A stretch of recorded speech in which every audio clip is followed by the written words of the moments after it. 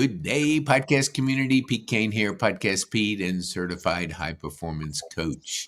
We got a special guest on our show today, a person that has grown a business from scratch, a person that knows how to create systems, knows how to build teams, and we want him to share it with you how he did it.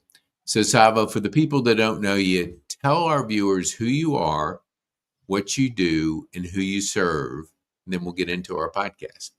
Of course. Thank you so much for having me, Pete.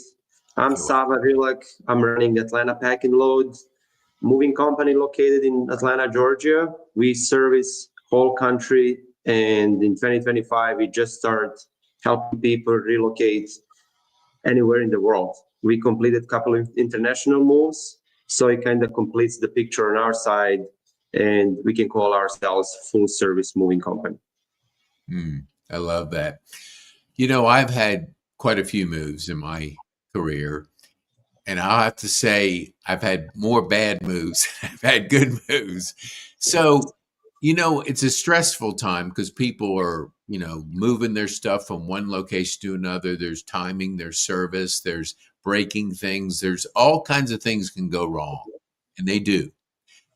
How do you make that experience a positive one for your clients? That's true. And I'll tell you my experience. When I started doing this, I was visiting every single client, doing in-person moving estimates.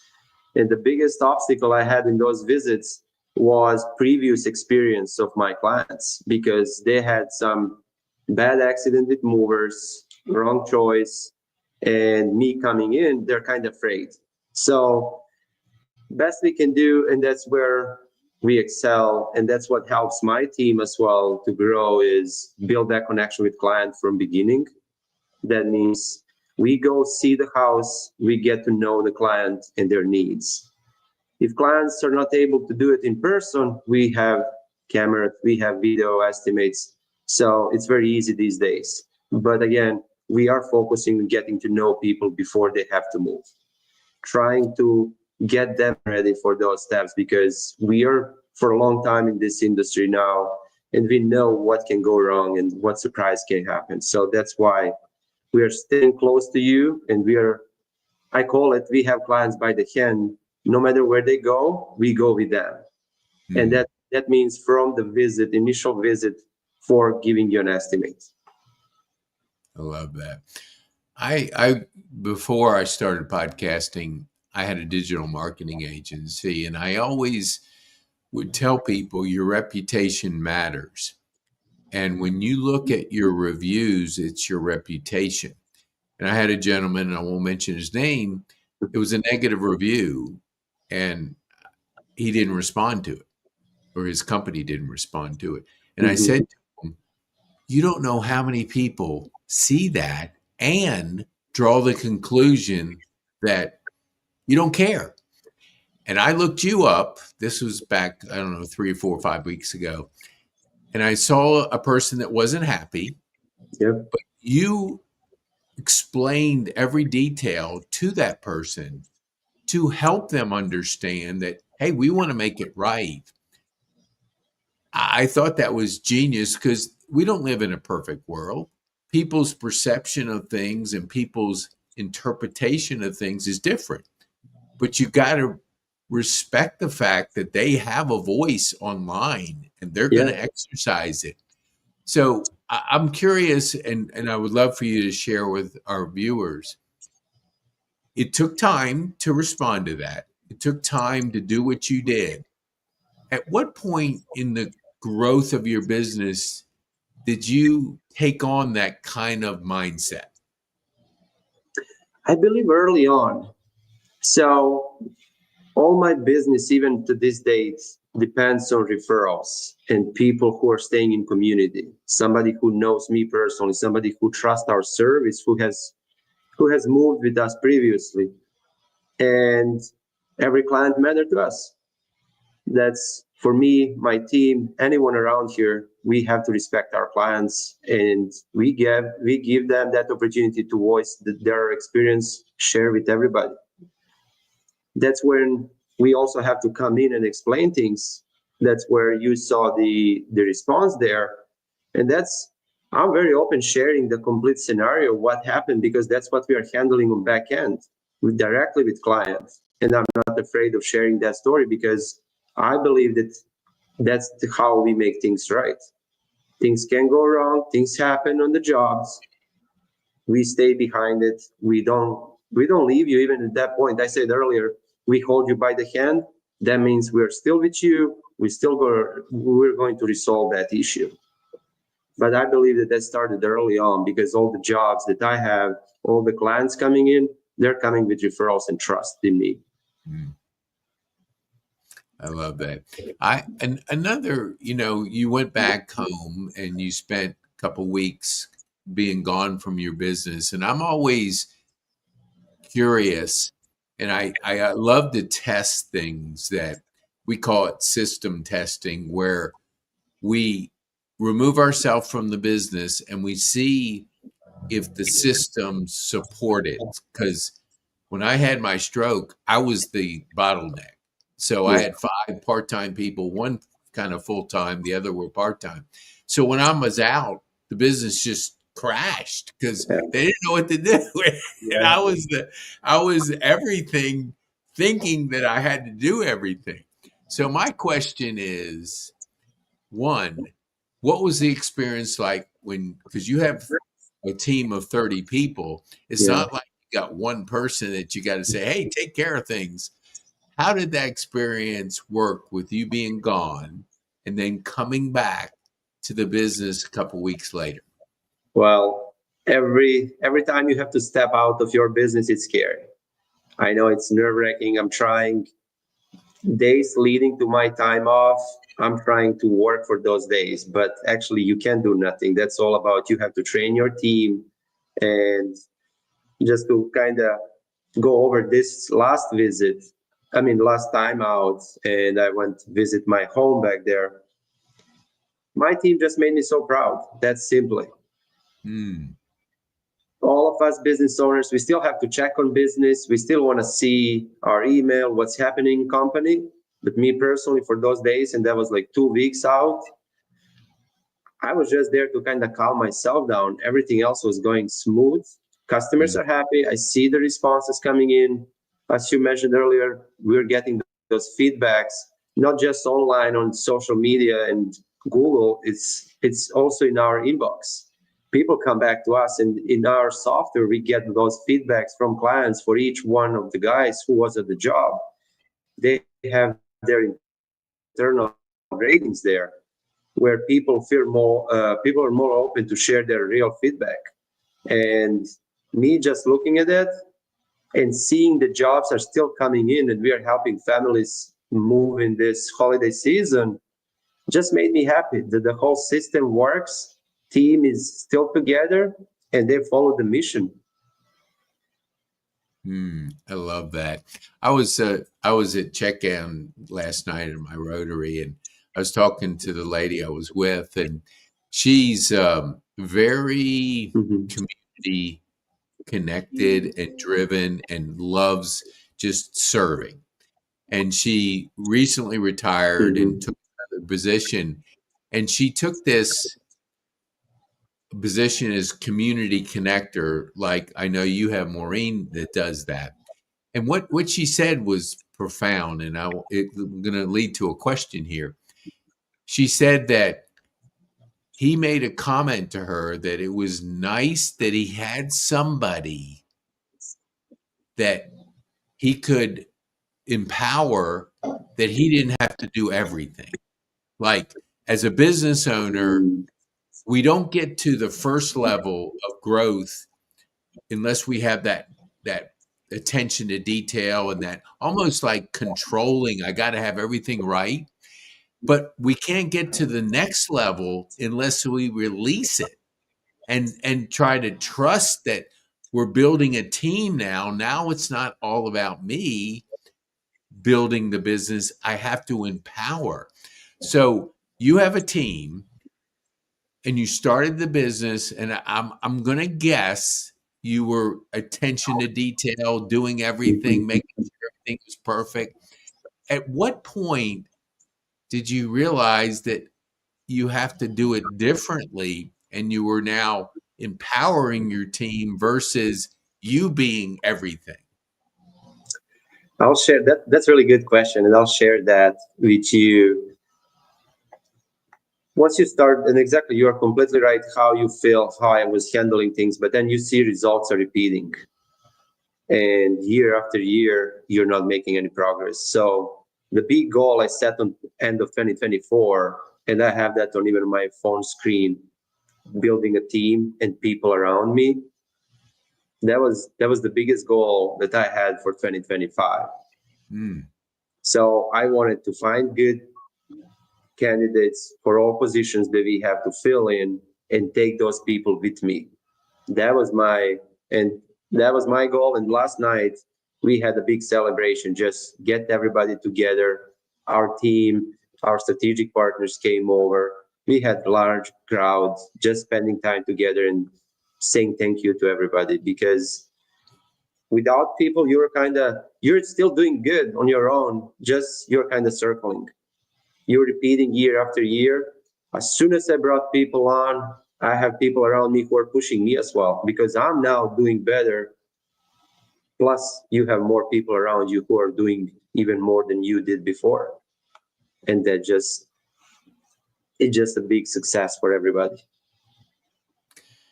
You know, if I've heard it once, I've heard it 20 times.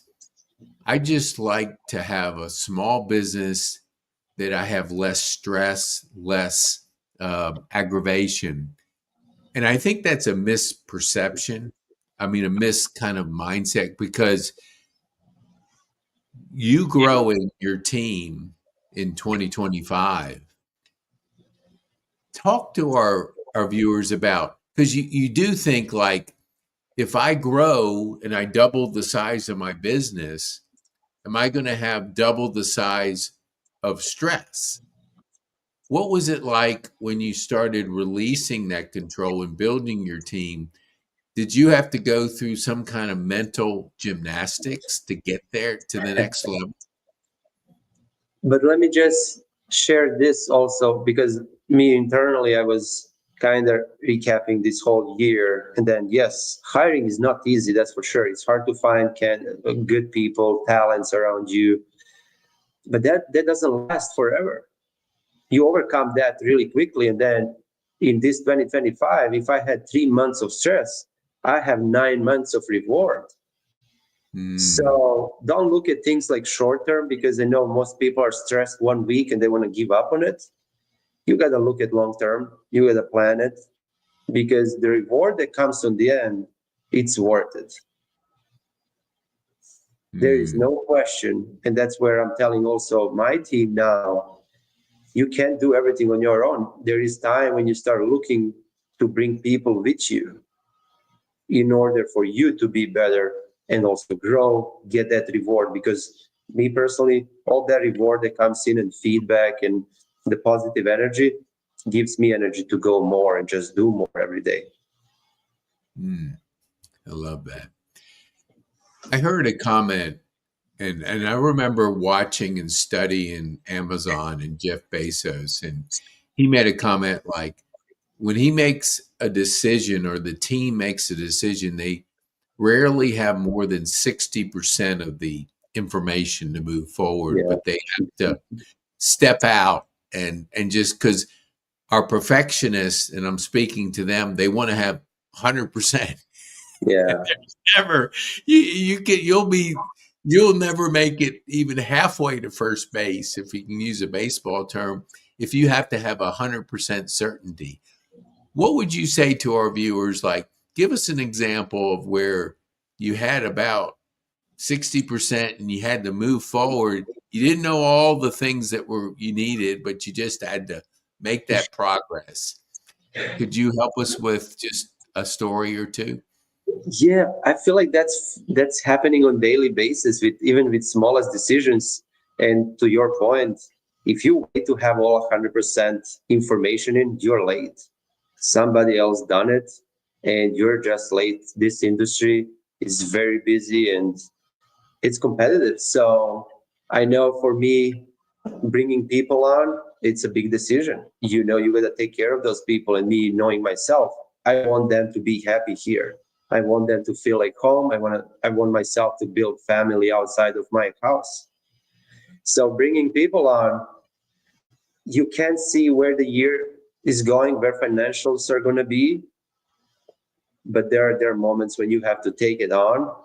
You can try learning and getting all information, what the expectations are, but you get to, that's exactly like 40 to 50% that you have information up front, but then you got to take the risk and make that step. Yeah, that is, I love that. And just to understand the growth of a business, I had a friend and she actually coached me years ago. Mm-hmm. She went to work for Amazon and I asked her why, and she said, the mission of changing retailing and being part of something that's going to change the landscape of business excited her to be a part of that team, because she had her own business, but she ended up going to work with Amazon. And then I heard again, like they were talking about Elon Musk and how he's recruiting the best minds out there, is because they were committed to the mission. And I know you mentioned mission earlier. How do you recruit people with your vision, your mission, that you could share with our viewers? Very important is to get to know them on personal level, who they are outside of office, who is their family, how close are they with their family. You can get so many information just from simple talk with a person, that you know how it's going to affect on you and your business. Because my mission is always to change the industry. When I started, everyone was telling me like, hey, you get a charge up front. No, I did not want to do that. I didn't want any deposit. I don't want card on file. And that was important for me, that I can build that trust, and I need family around me. So bringing people on, I wanted to make sure that I bring somebody who can be part of my mission and what I want to do. And that starts with them being there for their families and their closest people on daily basis, because that's going to transfer to us in office, that's going to transfer to our clients, and we create one big circle. And there is no separation or any difference in between people and separating the clients. So for me, very important is to stay together, be engaged, and in the end, take care of your closest people. That is really, I mean, that does send a lot of, thank you for sharing that. What do you think, that I've heard a comment and it'll say, my business won't grow beyond my growth personally. And so how do you grow personally? Is it books? Is it YouTube videos? Is it podcasts? What can you share with our viewers that helps you grow? Definitely books. I'm more about listening books online, through the app. We all spend time driving around. You always have time. So I know people are saying, I'm super busy. Yes, you are, but you still spend a couple hours in the car. So you can't tell me that you didn't have time for it. But also challenging yourself. Find what challenges you. Because for me, when I came here, I didn't know anything about culture. I didn't know about this country in general. So I was meeting different profile people who are going to challenge me with questions, but also that I'll challenge and learn more. So that challenge is very important. Keep educating yourself, but also challenging on a daily basis. So what are you most excited about as we turn the corner on 25 to go on to 26? What are you most excited about for next year? As I built a team now, I want them to build their smaller teams and understand the rewards. So that's the goal that I'm setting, and I'm working, finalizing goals for 2026. But I want my team members to experience what I felt in 2025. I got a couple of questions last night. Why are you doing this big party? why everybody's here. And that's why I want them to feel that.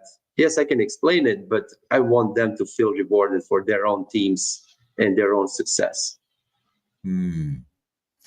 That is so good. I often I live off my calendar, and if it's not on my calendar, it doesn't happen. And I run into people all the time that will say things like, "I don't want to be tied down to my calendar," or something about like, I want to have the freedom to do whatever I need to do." How do you Yeah. manage your calendar, and what could you share of how it's helped you grow your business by using? Because I know when I all of a sudden I'll say, "Hey, what about this?" And you go, "No, I can't do that, but I could do this." So you Yeah. obviously look at a calendar, but share with our Yeah. viewers how that's helped you grow. Definitely calendar. Most important, that's everything is on my calendar. Even a small reminders for callbacks or anybody's waiting on me. So I need to see that and I go by the calendar. And the most importantly, in our lives, I would say 75% things are patterns. So it's repetitive. So you need to recognize what is happening and you want to maximize your potential because feels nice, but honestly for me personally, having open calendar and like I want to do whatever I want to do, I won't do anything. I'm not Yeah, productive. So there are yeah, times when even we wake up and I don't feel doing anything, but calendar is there. I have commitments. So I do mm, recommend everybody having very organized calendar and sit down, think about that. Don't just throw things on calendar. We are not performing the best in every area of business in any given time.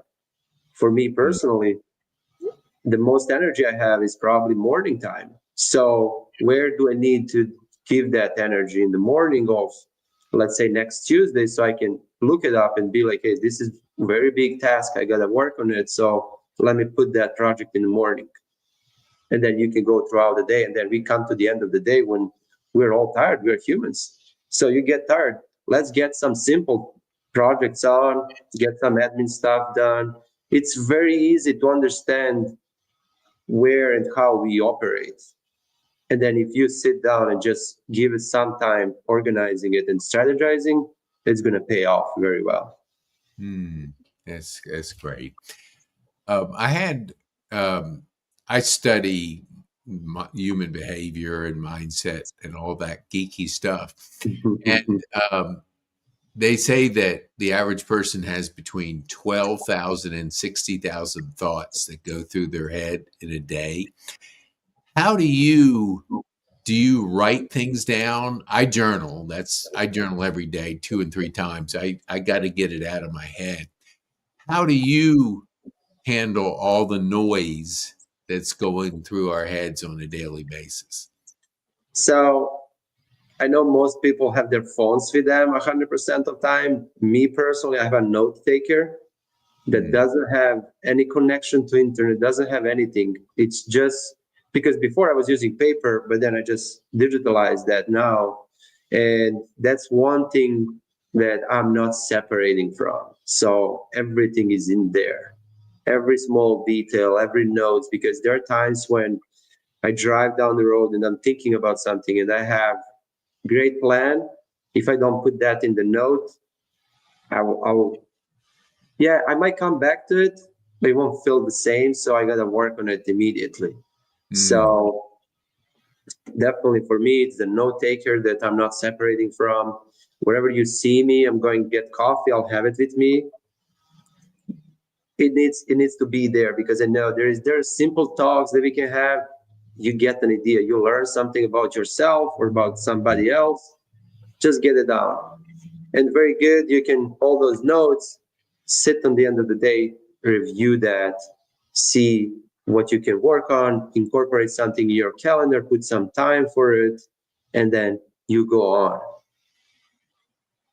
ooh, I mean, I don't do social media. I don't do TV.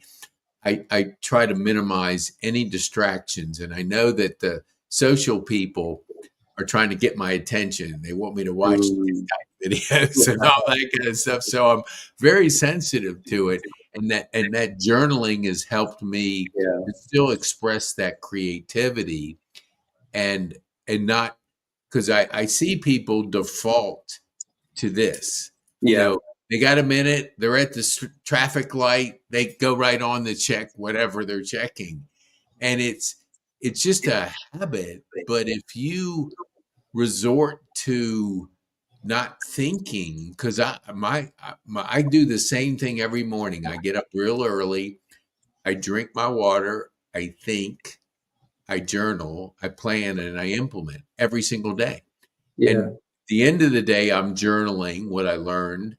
Like our podcast, I'll journal what I learned from you to help me get a little bit better. But if I don't put it down on somewhere, it's just going to get lost in this big head of information.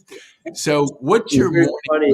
routine like? Give our viewers an idea of like, when you wake up, what do you do to get prepared for the day?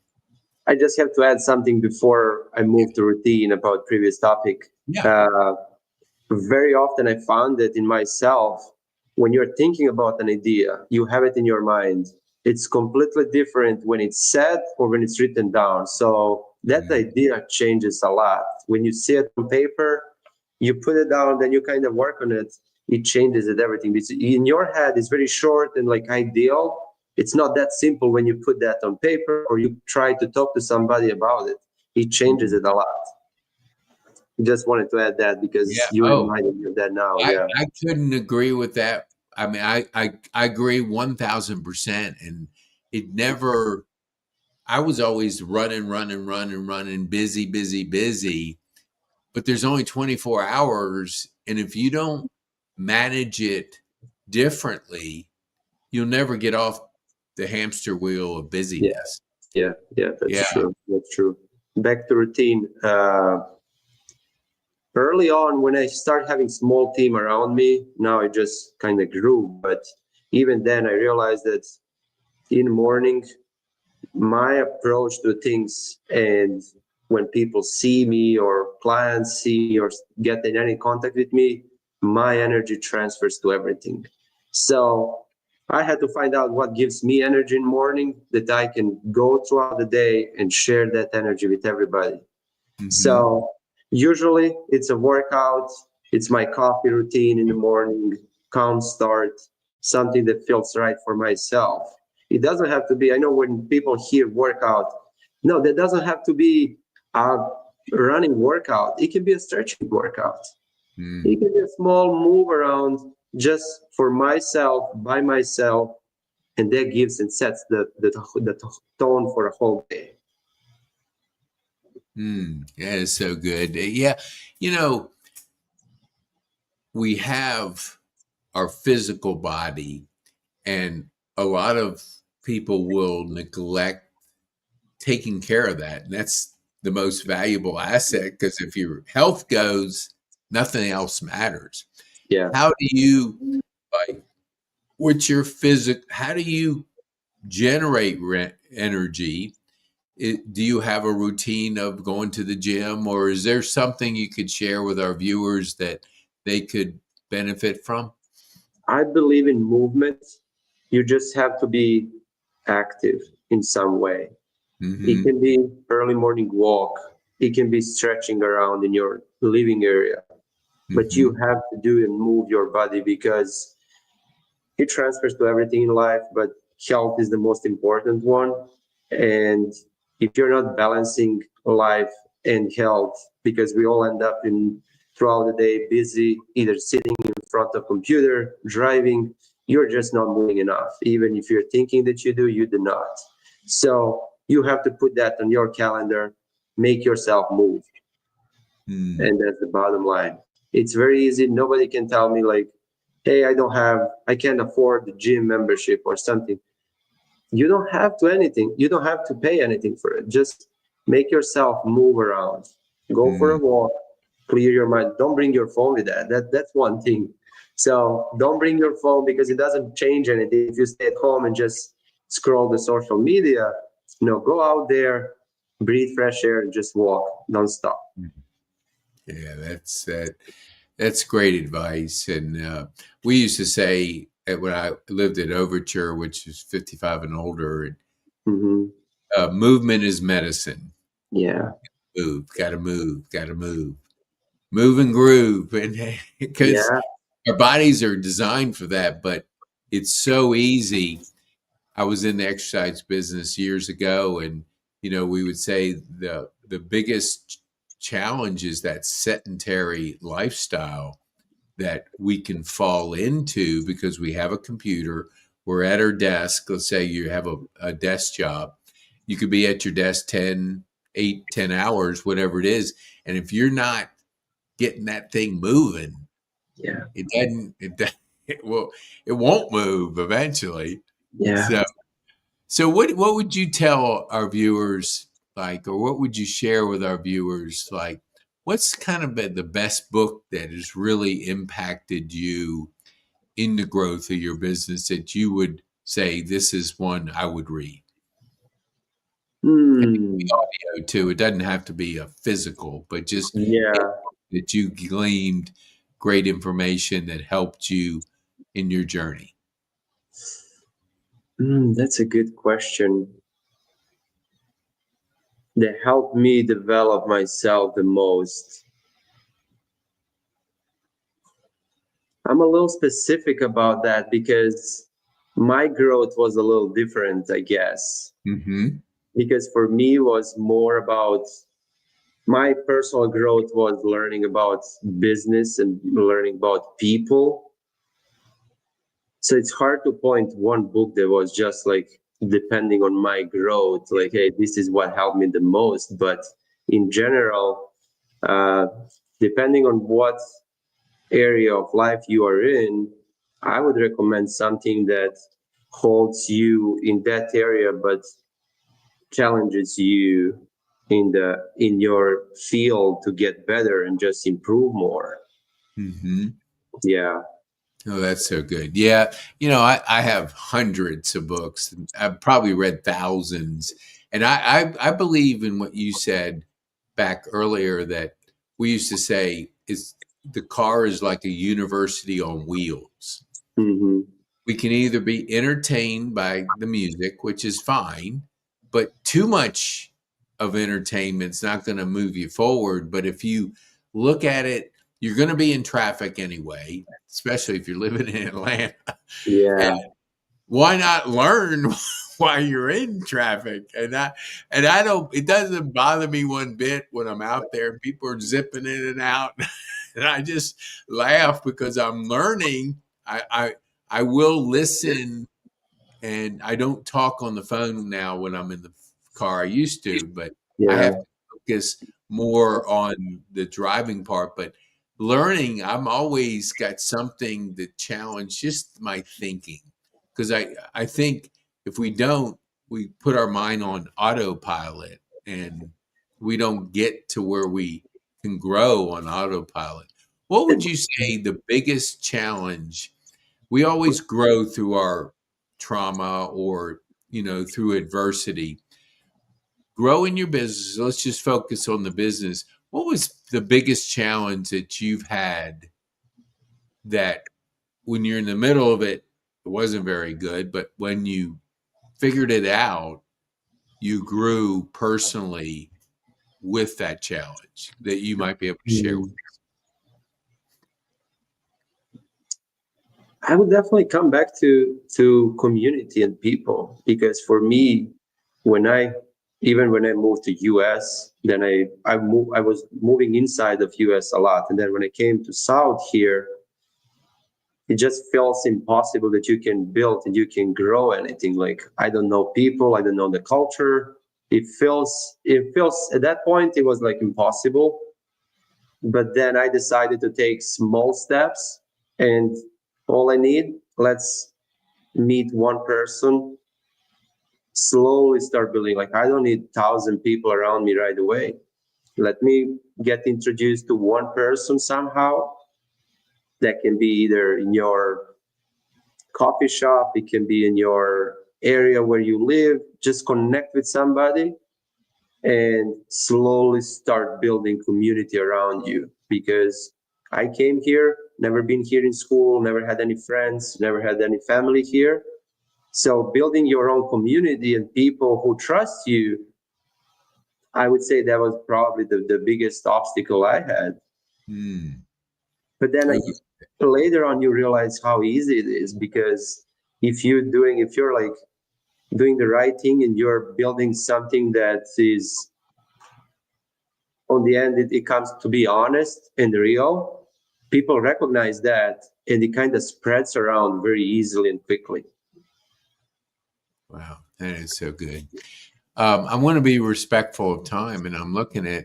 Oh man, hold on here. Here's Amber. She's on LinkedIn, and Amber, great tips. She said, "Thank you, Amber. Nice. Appreciate that. Dang, we don't get as much. This is 2 days in a row, and I want to thank Amber because we do have that ability for people to comment, but we've never really had many people. So I thanked Amber this morning. It was funny because I had RJ Patel, who built a business almost similar. He moved here, didn't know anything. It was basically at 15, he was going to KSU. It wasn't KSU at the time. He had to figure it all out. I mean, it was like, you just have to figure it out. You're not like, hey, here's a playbook that you should follow. You just figure it out if you have the desire to do it. So I know that's true. Appreciate that comment. So I'm going to put up on the screen how people can get a hold of you. But I would like to ask you one more question. What would you say? Is there anything I did not ask you that you would love to share with our community? I would just advise people, start planning your 2026. It's kind of late, but you still have time. I would advise everybody, create your plans, have strategy in front of you, no matter what part of life you're in, what you're going through. If you create that plan, 60 to 70% of your year, you'll know what's going to happen, and it's going to be easier to handle. I love that. I love that. I love that. Well, Sava, thank you so much for sharing with our community. Thank you, Pete. The information, because we all need to know how to build, and you're building a great company, and we appreciate employing people, pouring into the community, and doing what you do out there each and every day. And if you need to get a hold of Sava, here's his number up on the screen, and please share this with people you know that could benefit from somebody running a successful company and growing as a result of doing the right things in business. So thank you so much, Sava. We appreciate you. Thank you, Pete.